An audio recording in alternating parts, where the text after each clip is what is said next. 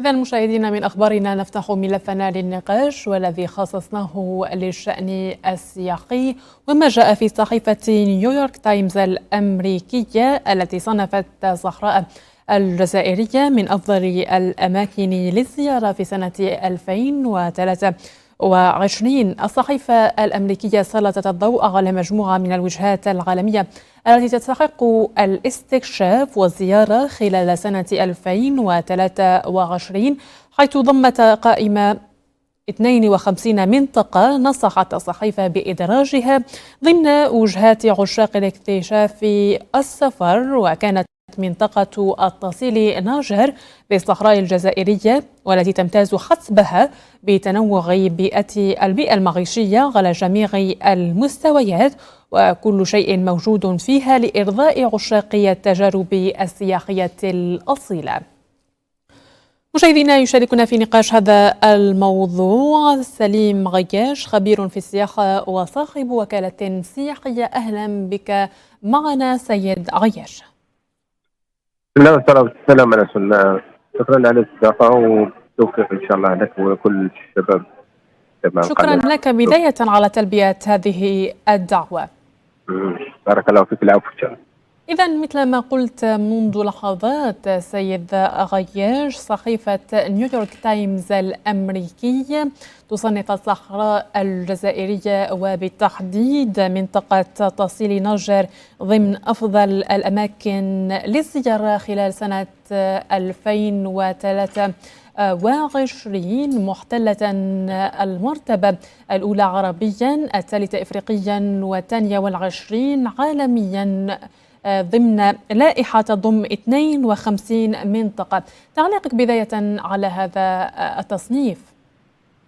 والله احنا هذا شيء يعزز على كل حال الوجهة الجزائرية، ويعطينا ان شاء الله يعني نقولوا احنا عملية تحديث يعني في البداية، بمعنى انه الجزائر من بكري تسخر بهذه القدرات السياحية والمناطق المصنفة يعني من طرف اليونسكو. اليوم بعد تسهيل عملية التأشيرات وربط علاقات ما بين وزارة الخارجية ووزارة الداخلية وحتى وزارة السياحة اللي معنية بالأمر، فبالتالي العملية أظن أنها بدأت تمشي وراح تشوف الثمار عن قريب إن شاء الله. عادي أنه يعني المتحف مفتوح على كل ما هو يعني تصري نجر اللي تسخر بكل يعني المناطق السياحيه الخلابه الفريده من نوعها في الجزائر. بالتالي هذه راح تخلي الجزائر وكان يعني مترقب انه بعض نقدر نقول النبضات اللي كانت في الاسواق السياحيه المعروفه في فرنسا او برلين نعم. او حتى امريكا، فبالتالي كانت يعني الواجهه الجزائريه كانت راح تترقب انه تكون يعني ضمن الوجهات اللي راح تكون يعني عندها صدى كبير في هذه السنه 2023 2024. نعم، ممكن إدراج صحيفة نيويورك تايمز الأمريكية ذات الصيت العالمي، تعد من بين أكثر الصحف قراءة وذات مصداقية عالميا للجزائر ضمن أفضل الوجهات التي تنصح بها الباحثين عن التجارب السياحية الأصيلة، على حد قول الصحيفة سينعكس أكيد على السياحة الصحراوية، سيكون له جذب للسياح الأجانب أقول لهذه المنطقة. بطبيعة الحال انه دوك احنا لازم نرتب روحنا ونحضروا نفسنا اساس باش ان شاء الله ما تكونش يعني تسبقنا الاحداث، فبالتالي راح ننظم شويه رحلات، ننظم الوكالات السياحيه، ننظم الفنادق، ننظم المطاعم، بالتالي انه راح تكون عندنا سيركوي يعني توريستيك يعني كونفونسيونيل اللي يخلي كل سائح اترونجي باش يكون في المعايير الدوليه، وهكذا يعني تكون صوره جميله نسوقوها للجزائر من طرف كل عاملين في القطاع السياحه، من فنادق، من يعني مرشد سياحي وحتى وكالات سياحيه والناس المنطقه المحليه، فبالتالي راح تكون اكيد انه تكون يعني الترويج هذا احنا نعرف بلي الوجهه السياحيه تخدم على ثلاثه، يعني على الترويج يعني على كوميونيكاسيون، على البشر اللي هو التكوين وخدمات راقيه، وثالثا على الفنادق، يعني على كل ما هو مناطق استقبال كفنادق ولا حتى ميزون دوت يعني عند الساكنه. فبالتالي احنا هذه الحوايج هذول ان شاء الله رحنا اكيد انه بعد هذا الخبر الصار اللي راح يخدم ان شاء الله الجزائر ويصير من التدابير اللي اخذتها من فيزا اللي كانت على مستوى وزاره الداخليه، وحتى النقل اللي كانت ابرمت مع خطوط جزائريه ووزاره السياحه على اساس انه تكون خط مباشر مع ندير تور اوبيراتور في فرنسا.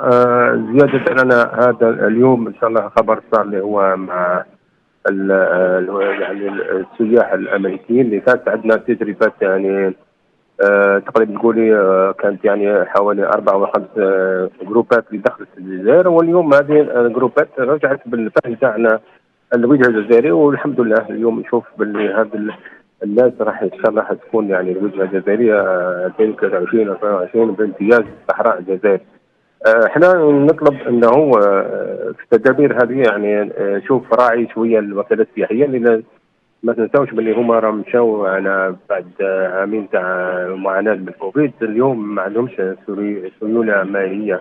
بالتالي نتمنى لو كان ندعموهم شويه بهذا السيوله الماليه على اساس باش تنتعش المنطقه وتنتعش الوكالات السياحيه وتكون عندهم يعني كل الملتزمات لنجاح هذه العمليه ان شاء الله. وبياسر زيدا عن هذا نشوف اللي كان بعض الوكالات السياحيه اللي هم متواجدين في الصحراء يقول لك باللي حتى الطيران اليوم اصبح بعد يعني شهره وسمعه وطلب كبير على الصحراء من جانب السياح الجزائري وحتى جانب السياح الاجانب. هذا خلى انه الطيران اليوم اصبح مقصد وما نلقاش يعني مقعد ومقعدين في هذا الطيران. فبالتالي احنا نزيد نشوف مع وزاره النقل انه تزيد تضاعف الخطوط هذه وتفتح يعني خطوط ثانيه او ثالثه على اساس ان شاء الله تكون يعني متناول الجميع. نعم، ممكن تكلمت عن الإجراءات التي تم اتخاذها من قبل وزارة الداخلية. هذه الإجراءات لقيت صدى عالمي، وهو ما جاء في صحيفة نيويورك تايمز التي لفتت إلى عشاق التجارب السياحية الأصيلة، مثلما ذكرت بأن الجزائر قد اتخذت إجراءات جديدة تسهل عليهم الانتقال إلى الصحراء الجزائرية وخوض هذه التجربة. يعني خلينا نقول أنه ممكن هذا التصنيف من قبل هذه الجريدة جاء أيضا ليعزز الإجراءات المتخذة من قبل وزارة الداخلية.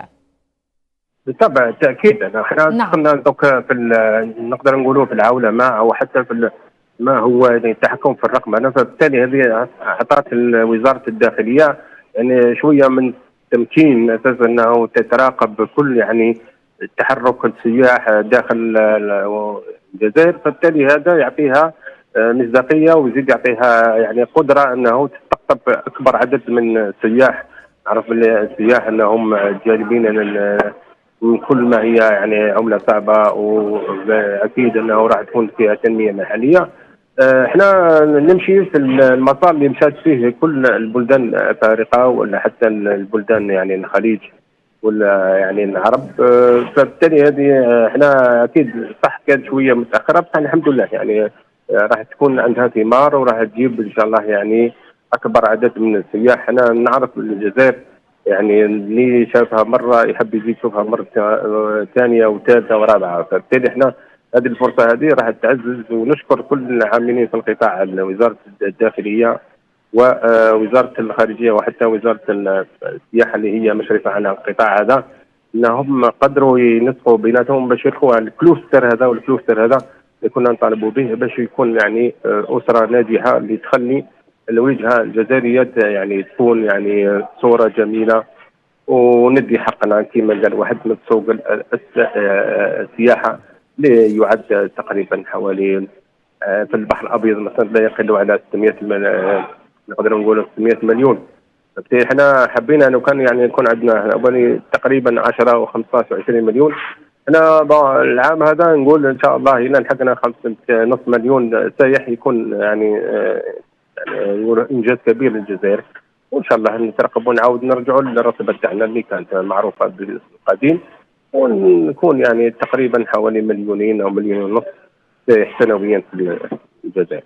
نعم، ممكن نتمنى أن تكون هذه السنة سنة الانتعاش السياحي. ممكن الدولة الجزائرية اليوم بكل الإجراءات المتخذة، الإجراءات التي أعلنت عنها وزارة الداخلية، إجراء آخر كان فتح خط جوي جديد يربط بين العاصمة الفرنسية باريس وولاية جانت بجنوب الجزائر.